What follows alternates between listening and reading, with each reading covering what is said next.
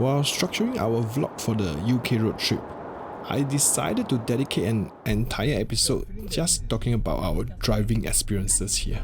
Because there are actually quite a number of things which I would like to address, topics such as the driving condition in the UK, the major differences in driving in this part of the world as compared to Singapore or other Asia Pacific region. And in some instances, driving can be stressful. 你进去咯，你 just 进去不可以，你进去一点点就可以了。 Also, how we unintentionally gotten a parking fine of £100 and our unpleasant experiences with car rental company. Of course, not everything was bad. In fact, for the most part, the driving experiences here is nothing but good. So if you're planning a road trip in this part of the world for the first time, this episode might help you to avoid some of the unwanted experiences we went through. The first good thing to note, the drivers in UK were very friendly. At least from our experiences, one of the most forgiving drivers we ever encountered. Disclaimer, I never drive within London and it could be different.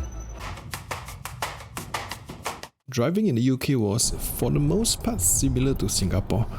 The first obvious and silly mistake I made was assuming the speed limit signs on the road and speedometer of my car is in kilometer. The metric used is miles per hour in the UK. I was constantly feeling that I was driving faster than I should, but the actual fact, I was driving close to 100 km per hour at 60 miles per hour.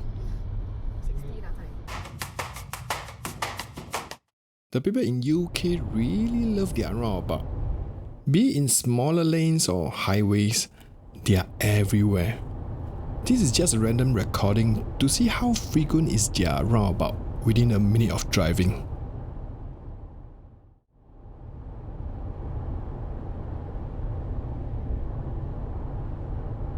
There are some bigger ones along the highway which split into multiple lanes with multiple traffic lights. And as you can see here, the roundabout come one after another, even in the highway. And if this is not enough, double roundabout, figure 8. As a tourist, I was totally reliant on Google Map for direction. Not going to lie, it shouldn't get quite stressful as I need to refer to the screen for the right exit and at the same time pay attention to the traffic lights and make sure that I was on the right lane for the exit as well.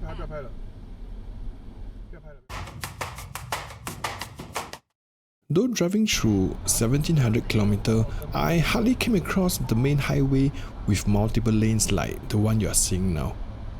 Instead, you'll be driving on a single lane highway most of the time.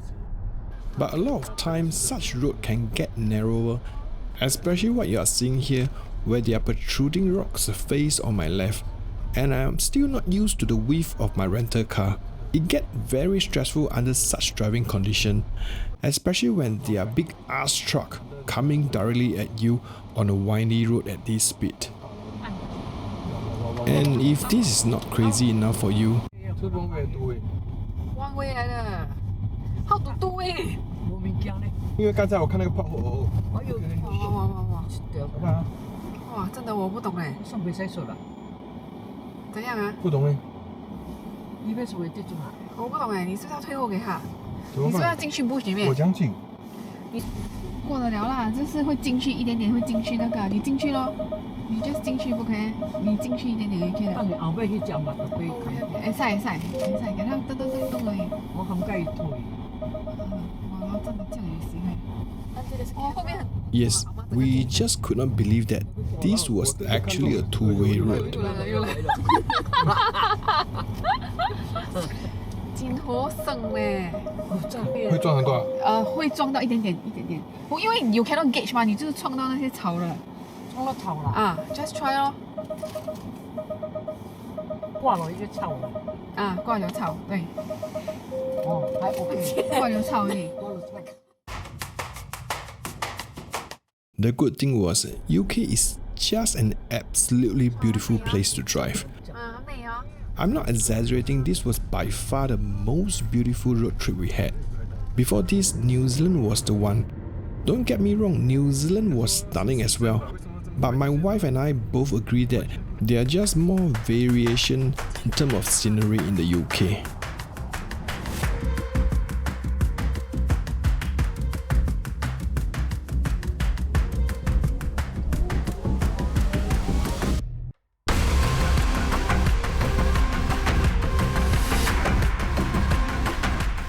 And especially along the Scotland Highland, the landscape was just magnificent to the extent that I had never before feeling so awake even during a 5-hour drive.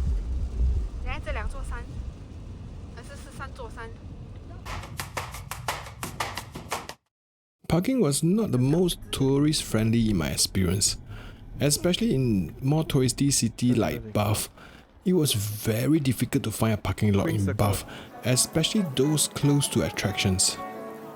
And for tourists who do not know his way in the city, I just had to navigate mindlessly through the network of streets looking for free lot.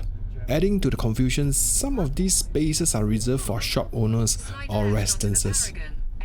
And the parking systems are different everywhere.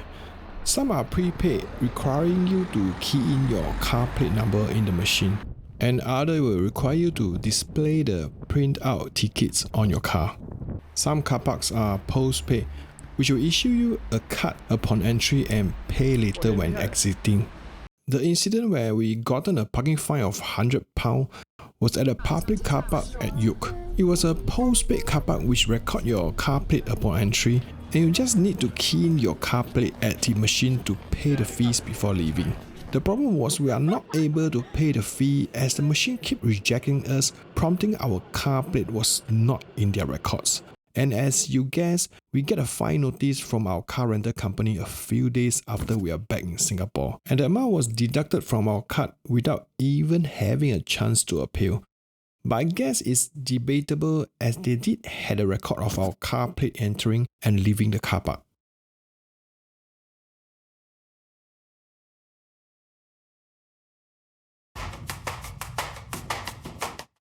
I had specifically booked a Jeep Compass because of my requirement for the boot space for our luggages, and I had prepaid 9 months in advance. I rechecked my booking again around a month before our trip and realized that it was changed to a Nissan Qashqai, a different vehicle but of the same category. That is why I emailed them that I need Jeep Compass as any other equivalent are not able to fit all my luggages, which they replied they can help us to advise the branch about our preferred model, or alternatively we can pay more and upgrade our vehicle category straight away or on the spot that day. We decided to take our chance since they noted our preference. Well, the thing is, on the day we landed, we realized that Jeep Compass was obsolete, no longer in their fleet of vehicle. That's the reason why my booking was changed to Nissan Qashqai in the first place. So we had no other choice but to upgrade our vehicle class, which we need to pay over £600 more. The thing was, if they had given us the correct info during our email exchange, we would have upgraded it earlier online and saved over £300. And that's not the end of the story. After our trip, when we were back in Singapore, we received an updated charge of over £2,000 for the whole rental, and the amount was deducted from our card without us verifying it. And after a few email exchange within the next couple of days, they finally admitted it's their mistake and refunded us the £340.